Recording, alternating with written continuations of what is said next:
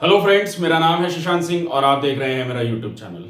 तो आज का जो टॉपिक है जिसके बारे में हम लोग बात करेंगे वो हम इंडियन इकोनॉमी के एग्रीकल्चर सेक्टर के बारे में बात करेंगे। लास्ट वीडियो तक हम लोगों ने 2 वीडियो कवर करी थी और इस नई बुक की जो इंडियन इकोनॉमिक डेवलपमेंट है उसकी शुरुआत करी थी। तो लास्ट वीडियो से हम लोगों ने एक इंट्रोडक्शन वीडियो से शुरुआत करी थी और साथ ही साथ हम लोगों ने थोड़ा सा इकोनॉमिक ग्रोथ का एक इंट्रोडक्टरी पार्ट समझा था। तो कैसे कि एग्रीकल्चर और मैन्युफैक्चरिंग सेक्टर किस तरीके से इकोनॉमिक ग्रोथ बहुत स्लो होती जा रही थी, उसकी पर कैपिटा इनकम, जीडीपी जैसी चीजों की जो कैलकुलेशंस थे उसमें ब्रिटिश गवर्नमेंट का कोई रोल ही नहीं था। तो ये सारी चीजें हम लोगों ने इंट्रोडक्टरी पार्ट से शुरुआत करी थी। अब इस वीडियो से हम लोग एक एक करके इकोनॉमी के बेसिकली हम लोग क्या पढ़ रहे हैं, हम लोग पढ़ रहे हैं इकोनॉमिक कंडीशन, इकोनॉमी कैसी थी ब्रिटिश टाइम पीरियड में हमारे देश की, ठीक है ना। तो जब ब्रिटिशर्स आए तो किस तरीके से इकोनॉमी हमारी किस तरीके से गिरती चली गई। मतलब ब्रिटिशर से पहले इकोनॉमिक कंडीशन काफी अच्छी थी, हम लोग सेल्फ सफिशिएंट थे, मैन्युफैक्चरिंग अच्छा था, पूरे वर्ल्ड लेवल में हम लोग ट्रेड कर रहे थे, मैक्सिमम एक्सपोर्ट कर रहे थे अपने प्रोडक्ट्स की, ठीक है। एग्रीकल्चर प्रोडक्टिविटी भी ठीक ठाक ही थी। लेकिन अब क्या होता है, अब ब्रिटिशर्स के आने से कैसे हमारा पहला सेक्टर यानी कि हम लोग यहाँ पे अब हम एग्रीकल्चर सेक्टर को समझेंगे। तो वीडियोस जो होंगी एक एक करके समझेंगे। पहला एग्रीकल्चर सेक्टर, फिर हम समझेंगे मैन्युफैक्चरिंग सेक्टर, फिर हम लोग ट्रेड के बारे में भी पढ़ेंगे, फिर हम लोग डिविडेंड, डेमोग्राफिक डिवीजन, ये सारी चीजों को एक एक करके एक एक वीडियो में आने वाले टाइम में समझेंगे, ठीक है ना।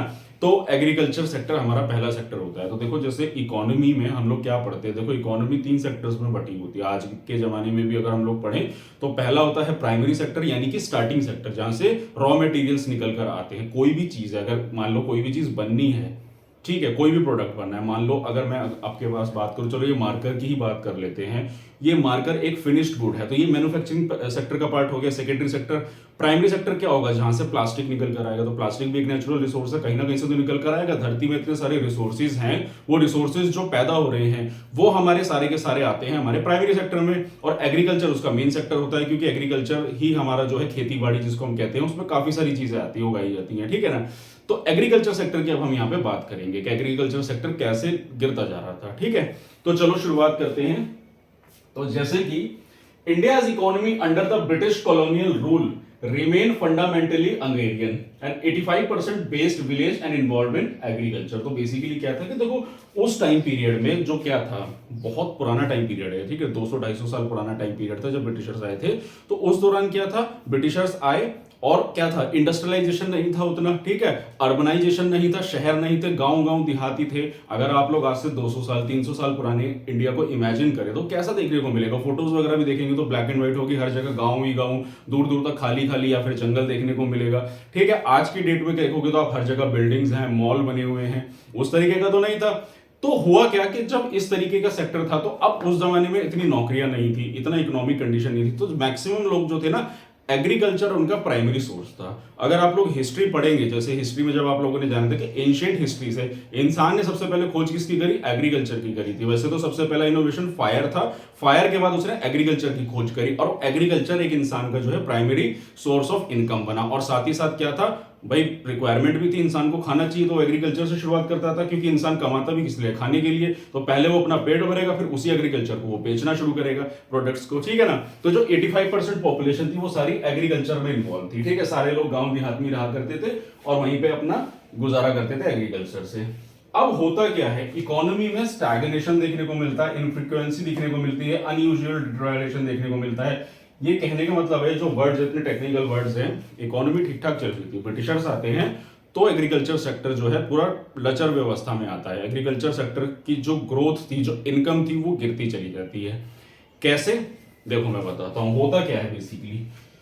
उसके अलावा फिर भी but growth due to the expansion of area. तो कहने का मतलब ये है कि देखो ग्रोथ तो गिरी रही थी, लेकिन थोड़ी ग्रोथ बढ़ने का जो कारण था वो ये था कि थोड़ा एरिया एक्सपेंशन कर देना, ठीक है ना। अब क्या था कि भाई देखो उस जमाने में तो लोग क्या था कि भाई देखो बिल्डिंग्स नहीं बन रही थी, फैक्ट्रीज नहीं बन रही थी, तो खाली लैंड तो लैंड तो सफिशिएंट था हमारे पास, जितना ज्यादा लैंड होगा उतनी अच्छी प्रोडक्शन के लिए हमारे पास लैंड। एग्रीकल्चर के लिए हमें क्या चाहिए, ज्यादा से ज्यादा लैंड चाहिए था। तो जब लैंड बढ़ा दिया गया तो उससे ग्रोथ तो हुई एग्रीकल्चर में, लेकिन उसके अलावा और भी काफी सारे कारण थे जिसकी वजह से डिक्लाइन देखने को मिला। यानी कि एग्रीकल्चर जो सेक्टर था वो पूरा का पूरा एकदम डिक्लाइन हो गया, इकोनॉमी एकदम खराब हो गई हमारे देश की ब्रिटिशर्स की वजह से। तो होता क्या है बेसिकली, स्टैग्नेशन आने का कारण क्या था, तो स्टैग्नेशन आने का कारण था लैंड सेटलमेंट, जिसको हम परमानेंट सेटलमेंट भी कहते हैं, और रेवेन्यू सेटलमेंट। ब्रिटिशर्स के थ्रू लाया गया था, कॉर्नवालिस जो इसके गवर्नर थे हमारे। अब ये होते क्या हैं इसको मैं बाद में बताऊंगा। पहले मैं यहाँ पे आप लोगों को ये बताना चाहूंगा कि देखो ब्रिटिशर्स आए, उनका काम क्या था, उनको मैक्सिमम रेवेन्यू जनरेट करना था। भाई वो लोग आए जिस तरीके से हमारी कंट्री को पूरा का पूरा कंट्रोल कर लिया, इकोनॉमिक सोशल पॉलिटिकल हर चीजों पे अपना कंट्रोल बना लिया, एक तरह से अपनी खुद की प्राइवेट सरकार चला है। पहले ईस्ट इंडिया कंपनी आई थी, ठीक है ना, उसके बाद फिर डायरेक्ट सरकार का रूल हो गया था ब्रिटिश कंट्री का, ठीक है ना। तो जब वो डायरेक्ट रूल करने लग गए तो उन्होंने क्या करा, अपनी खुद की गवर्नमेंट चलाने लग गए, उस पर राज हो गया उन लोगों का। अब जब वो सरकार चला रहे हैं तो वो रेवेन्यू जनरेट करेंगे, ठीक है, अपने रूल रेगुलेशंस को फॉलो करेंगे, उनके कोर्ट, उनकी पुलिस थाने सब अपना होगा उनका। तो उन्होंने क्या करा कि सबसे पहला क्या था कि उनको प्रॉफिट मैक्सिमाइज करना था। भाई ब्रिटिशर्स का काम क्या था कि इस कंट्री पर राज करो, यहीं से पैसा कमा कमा के अपने देश में लेकर जाना था। तो पैसा कैसे कमाया जाएगा, तो एग्रीकल्चर सेक्टर पहला टारगेट पकड़ा। तो एग्रीकल्चर सेक्टर में उन्होंने क्या करा, मैक्सिमम रेवेन्यू जनरेट करा, जितने भी फार्मर्स थे उनसे पैसा इकट्ठा शुरू करना टैक्स के बहाने। अब सरकार का सोर्स ऑफ इनकम क्या होता है, टैक्स ही तो होता है। आज की डेट में अगर आप देखोगे सरकार का जो प्राइमरी सोर्स ऑफ इनकम है वो क्या है, टैक्स ही तो है। तो टैक्स कमाना था, तो वही ब्रिटिशर्स ने करा कि एग्रीकल्चर सेक्टर है, 85% लोग उसमें इन्वॉल्व हैं, तो क्या है, उनसे टैक्स कलेक्ट करना शुरू करो। अब टैक्स तो कलेक्ट करेंगे, लेकिन उसका एक स्ट्रक्चरल वे बनाया गया जिसको हम बोलते थे लैंड सेटलमेंट और रेवेन्यू सेटलमेंट। अब ये क्या होता है एक एक करके बताऊंगा। तो only commercialisation of agriculture leaded increasing, और इस तरीके से फिर कमर्शियलाइजेशन एग्रीकल्चर ज्यादा बढ़ा। अब कमर्शियलाइज एग्रीकल्चर हो जाए जो फूड क्रॉप्स को छोड़ के बाकी चीजों की पैदावार होती है, जैसे कॉटन होगा, जूट हुआ और बाकी चीजें हो गई, ठीक है, कमर्शियली उसको फिर जो इंटरनेशनल मार्केट में उसकी डिमांड हुई। तो इसके बारे में तो अभी मैं बताऊंगा, पहले परमानेंट सेटलमेंट को मैं समझा देता हूँ, फिर लास्ट में हम लोग पढ़ेंगे कि मतलब ये कैश फ्रूट कमर्शियलाइजेशन कैसे होता है। तो देखो मैंने ये डायग्राम भी छोटा सा बनाया है। तो देखो जमींदारी सिस्टम कैसे काम वर्कआउट करता है। जैसे अब ये ब्रिटिशर्स थे, ठीक है ना, तो उन्होंने फार्मर्स और अपने बीच में जमींदार को अपॉइंट करा। जमींदार कौन हुआ करते थे, जमींदार उस जमाने के एलीट क्लास हुआ करता था। जैसे आप लोगों ने फ्रेंच रिवॉल्यूशन अगर पढ़ा है, अगर नहीं पढ़ा है तो क्लास 9 की मेरी एनसीईआरटी की सीरीज है उसमें देखिएगा। फ्रेंच रिवॉल्यूशन में हम लोगों ने क्या पढ़ा था, 3 स्टेट हुआ करते थे, first state, second state, third state. पहला स्टेट हुआ करता था जो सारे हमारे राजा महाराजा लोग हुआ करते थे। सेकंड स्टेट हुआ करता था हमारे जो जैसे कि हमारे जो धर्म के लोग हुआ करते थे, जो सोसाइटी में चला रहे थे। और तीसरे आते थे हमारे गरीब गुरबा और बाकी सारे आर्टिस्ट और फार्मर्स वगैरह हुआ करते थे। तो जो अपर क्लास था, सोसाइटी धर्मों के आधार पर बटी हुई थी, ठीक है, या फिर जो रूल कर रहा है, तो जो अपर क्लास था तो वो जमींदार उसी में आया करते थे। तो उन्होंने क्या सोचा कि इनको अपनी तरफ ले लेते हैं, इन लोगों को अपनी तरफ ले लेंगे तो फार्मर्स हमारे खिलाफ आवाज नहीं उठा पाएंगे, क्योंकि पॉपुलेशन फार्मर्स की ज्यादा थी, तो जमींदारों को तो एटलीस्ट अपनी तरफ ले ही लेते हैं। तो अपर क्लास को ब्रिटिशर्स ने अपनी तरफ करा और उनको अपने अंडर रख के बोला कि तुम्हें जमींदार बना देते हैं, तुम्हारा काम यही है कि इन लोगों से टैक्स कलेक्ट करके हमें पहुंचाना है। यानी कि जो फार्मिंग से, एग्रीकल्चर से जो प्रॉफिट जनरेट होगा वो प्रॉफिट जो है हम तक पहुंचाना होगा, ठीक है ना, और उसका कमीशन इन जमींदारों को भी मिलेगा। तो वो अमाउंट डिस्ट्रीब्यूशन कैसे था, मैं अब उसके बारे में बात करूंगा। तो देखो रेवेन्यू और प्रॉफिट शेयरिंग कैसे हुआ करता। तो जैसे मैंने बी से ब्रिटिशर्स हो गए, एट जेड फॉर जमींदार, ठीक है, तो इसमें कंफ्यूज मत होना, मैंने लिखा हुआ है एफ और लास्ट में आता है सरप्लस अमाउंट। अब इसको समझते देखो क्या होता था। जैसे मान लो 1 साल की बात है, तो ऐसे हाइपोथेटिकल एग्जांपल ले लो, 150 रुपए का प्रॉफिट, मतलब 150 रुपए का प्रॉफिट जनरेट होता है, इनकम जनरेट होती है। तो उस 150 रुपए से उन्होंने क्या कर दिया, फिक्स्ड अपना रेवेन्यू जनरेट कर दिया परमानेंट, यानी कि 100 रुपए, कि जो कमाना है कमाओ, हमें प्रॉफिट चाहिए, वो हमें रेवेन्यू चाहिए 100 रुपए का। तो 150 में से 100 रुपए तो ब्रिटिश सरकार ने ले लिया। उसके बाद जमींदार के पास कितने बचे, 50 रुपए। 50 में से 30 रुपए वो अपने पास रखेगा, 100 रुपए वो फार्मर को देगा और कुछ 10 रुपए बचे सरप्लस अमाउंट में रहेगा। अब ये सरप्लस अमाउंट क्या होता था, तो इसको बताने के लिए मैं यहाँ पे एक बात बताना चाहूंगा कि जैसे एग्रीकल्चर सेक्टर था उसकी ग्रोथ बिल्कुल भी अच्छी नहीं चल रही थी, ठीक है ना।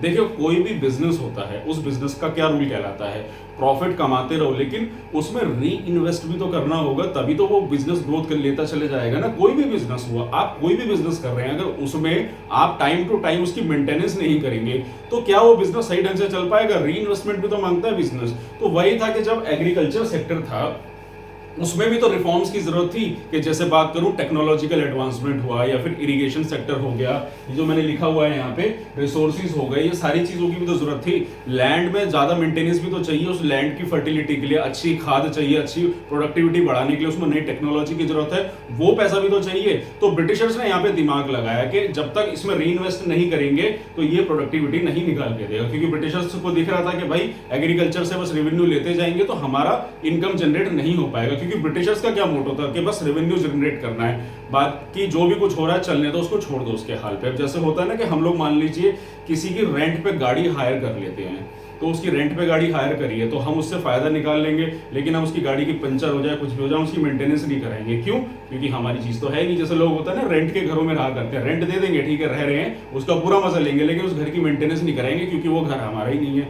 तो वही ब्रिटिशर्स का था कि रेवेन्यू तो हम लेते रहेंगे लेकिन इसकी हम मेंटेनेंस या इसमें पैसा नहीं लगाएंगे, जिसके चलते हुए एग्रीकल्चर डाउनफॉल देखने को मिलता है। और इसी के चलते हुए ये लैंड सेटलमेंट परमानेंट सेटलमेंट की स्कीम लाई जाती है ताकि इससे थोड़ा सा बदलाव आए कि चलो थोड़ा सा इन्वेस्ट करते। तो अपना तो उन्होंने टैक्स फिक्स कर लिया कि हमारा तो फिक्स हो गया है, लेकिन जो कुछ अमाउंट बचा हुआ सरप्लस अमाउंट होगा जो एक्स्ट्रा इनकम का होगा वो लगेगा री इन्वेस्टमेंट में, ठीक है ना। और इस तरीके से फिर जैसे मान लो अगले साल 175 रुपए की इनकम हुई, फिर उसके बाद 200 रुपए की इनकम हुई और इस तरीके से अमाउंट डिवाइड होता गया।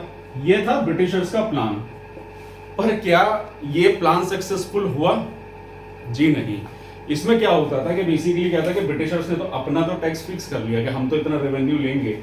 जमींदार जो लोग थे उन लोगों ने बदमाशी करनी शुरू करी। उन्होंने क्या करा, ये तो प्लान था, जमींदारों ने क्या करा, जैसे मान लो 50 रुपए बचे तो 50 में से 40 रुपए अपने पास रख लिए और बाकी बचे 10 रुपए फार्मर को दे दिए और दोबारा जो सरप्लस अमाउंट था उसमें री इन्वेस्टमेंट करा ही नहीं। वही हुआ। इस तरीके से क्या होता है कि जब दोबारा री इन्वेस्टमेंट नहीं हुआ तो बेसिकली क्या था कि देखो लैंड थी काफी सारी, जो लैंड थी वो जमींदारों को दे दी गई, ठीक है ना, और उसके बाद उनके बच्चों को दे दी जाएगी। तो लैंड के मालिक जो थे वो जमींदार ही थे, ठीक है ना। तो ये जमींदार का फर्ज बनता है कि जो प्रॉफिट निकल कर आ रहा है उसमें से सरप्लस अमाउंट है वो एग्रीकल्चर लैंड में सही ढंग से हमें री इन्वेस्ट करना चाहिए ताकि उसकी प्रोडक्टिविटी बढ़ती रहे। और फार्मर को तो किराए पे दे दिया जाता था तभी उससे प्रॉफिट ले लिया जाता था। लेकिन हुआ क्या यहाँ पे, उसने उस लैंड में पैसा ही लगाना छोड़ दिया, प्रॉफिट खुद कमा लेता था, ब्रिटिशर्स को दे देता था और इसके चलते हुए क्या हुआ, एग्रीकल्चर सेक्टर की जो प्रोडक्टिविटी थी वो कंसिस्टेंटली गिरती चली गई। और इसके बाद फिर और भी काफी सारे रिफॉर्म लाए गए ब्रिटिश गवर्नमेंट के थ्रू, लेकिन एग्रीकल्चर सेक्टर को पूरे अच्छे से जो क्रेडिट गया वो ब्रिटिश गवर्नमेंट को ही गया कि उन्होंने उसको पूरा का पूरा डिस्ट्रॉय कर दिया, हमारी एग्रीकल्चर सेक्टर इकोनॉमी, ठीक है ना। अब यहाँ पे क्या होता है कि देखो जो अनाज है, चावल है, जो खाने की चीजें जो इंसान उगा रहा था उसकी प्रोडक्टिविटी गिर गई।